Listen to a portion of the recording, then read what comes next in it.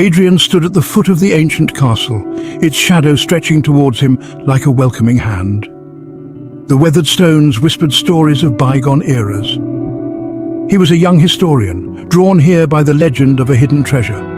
The late afternoon sun cast long shadows as he crossed the drawbridge. It creaked ominously, its mournful groan echoing in the silence. Adrian stepped into the courtyard, his heart pounding with anticipation. He ran his hand along the cold, rough stone walls, each stone a testament to the castle's age. Adrian was searching for a sign, a clue, anything to guide him towards the treasure.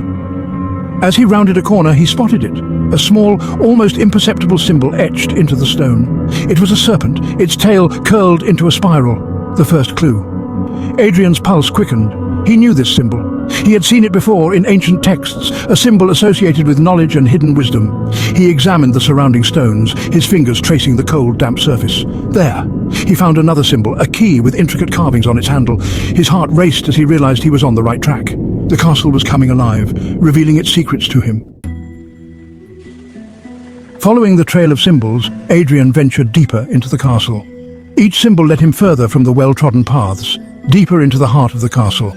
The air grew heavy, thick with the scent of dust and decay. He navigated crumbling corridors and climbed winding staircases. Each turn seemed to take him further back in time.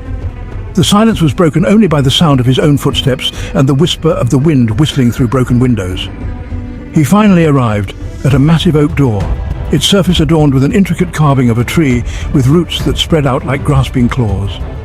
At the base of the tree, nestled among the roots, was a keyhole. It was the same key he had seen depicted in the stone carvings. Adrian knew this was the door he had been searching for. With bated breath, Adrian produced a small silver key he had found in the castle's archives. The metal was cold and heavy in his hand. He slid the key into the lock and turned. There was a heavy click, and the door swung inwards.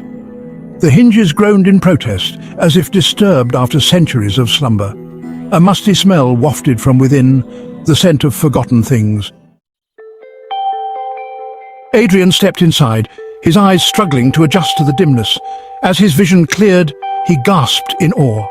He found himself in a vast library, its walls lined with bookshelves that stretched from floor to ceiling. The shelves were packed with ancient tomes bound in leather and secured with metal clasps. The room was illuminated only by shafts of dust-filled light that streamed through narrow windows.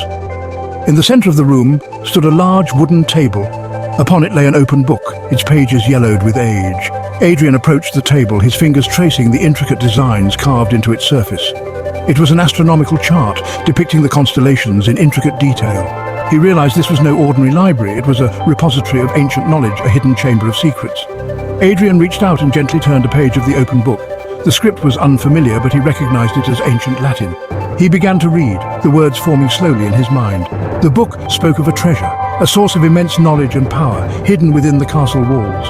It was a chronicle of the castle's history, a guide to its secrets, and a warning to those who sought to exploit its power.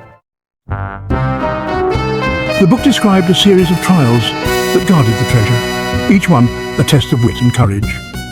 Adrian spent days poring over the ancient text, deciphering its cryptic clues. He discovered that the castle itself was a maze, a labyrinth of hidden passages and secret chambers.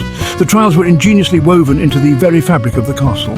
One clue led him to a hidden chamber beneath the castle where he found a complex mechanism of gears and levers. The book described it as a riddle of stone, a puzzle that tested one's understanding of the castle's architecture and the forces that governed the natural world. The mechanism was old, covered in dust and cobwebs, yet it hummed with a faint energy, as if waiting to be awakened. Adrian studied the mechanism, his mind racing. He recognized elements of astronomy, mathematics, and engineering in its design. After hours of work, he finally understood the riddle.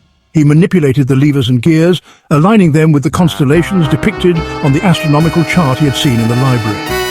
As the final gear clicked into place, a section of the wall slid open, revealing a narrow passageway.